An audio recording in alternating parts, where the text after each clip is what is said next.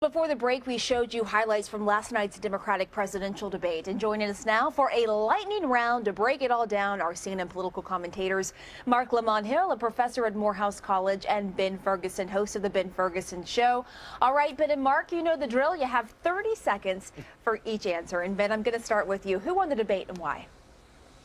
You're talking about last night. I'd go with Hillary Clinton because no one hit her. And as for the other night, I think Ted Cruz actually won the GOP debate as well. I think they both had good nights, and it's going to be very interesting to see how, especially for Ted Cruz, how he can capitalize on this going into Iowa. If he can win that one over Donald Trump, who said he was going to win everything, it could certainly change this election up big time.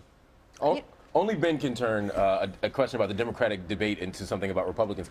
I think that Bernie Sanders won the debate. Bernie won it handily. I think he actually addressed the issues. He was respectful. He was critical.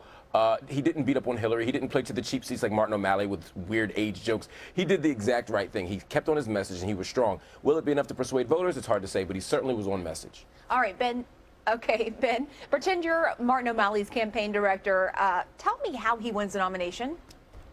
You don't. There is no way possible that you win this unless Bernie Sanders drops out and Hillary Clinton drops out. I'm not even sure if they did something stupid that it would even matter to the voters. So if I'm him, I sit back, relax, enjoy the holidays, and start sending out resumes because you're going to be without a job pretty soon.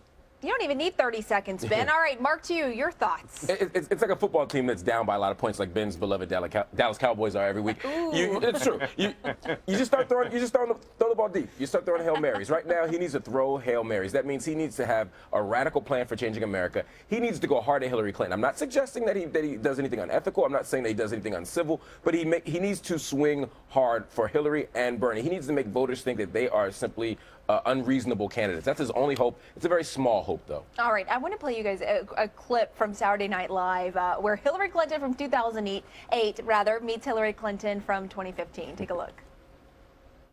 Now, hold on, Hillary. Even if you beat Bernie, aren't you worried about the Republicans? Who's their front runner? I will tell you, but only if you grab onto something to brace yourself, because you are going to hit the effing floor. I'll be fine.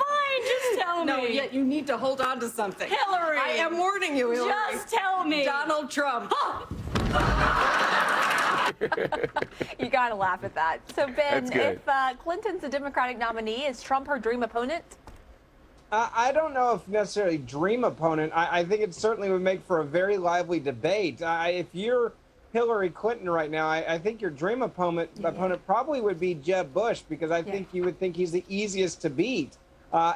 He's not a very fun candidate. He's a pretty boring candidate. He's the establishment candidate. He's not the voters in the GOP side are not enthusiastic about him. I mean, he is literally Mitt Romney and John McCain 2.0. So I think that Donald Trump would probably not be that guy that she necessarily wants to jump into the ring with. She knows how good he is. She's seen him get married, for goodness sake. All right. Okay, Marc, before you answer, I'm going to make it a little harder for you. A reminder that a recent CNN ORC poll shows that she'd only narrowly beat him in a hypothetical general election matchup, as you see right here.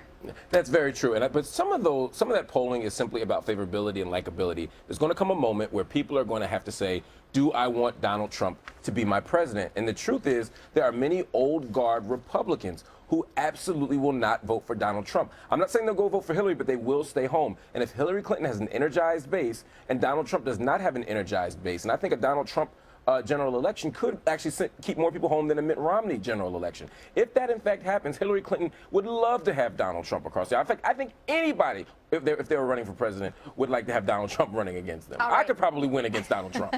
All right, as we know, the Iowa caucuses are about 6 weeks away, and I want you to take a look at this new ad from Senator Ted Cruz. It ran in Iowa during last night's episode of SNL. Take a look. The whole family will enjoy reading stories like The Grinch, who lost her emails. I know just what I'll do, she said with a snicker. I'll use my own server, and no one will be the wiser. And if you act now, we'll throw in the inspiring new Christmas story, soon to be an instant classic. Please read this one, Daddy. Okay. The Senator Who Saved Christmas. Oh, this is a good one. If you are not completely satisfied with this collection of Cruz Christmas classics, you probably hate Christmas and America. All right, so Ben, is this a smart way of attacking Hillary Clinton? Look, it's a brilliant move for the fact that you've got to make people want to laugh and realize that you can have a personality that's pretty fun to be around. Ted Cruz is a very smart, analytical guy. He's a constitutional lawyer, for goodness sakes, and he needs to make himself look like he's a little bit more relaxed and you can hang out or connect with him and his family.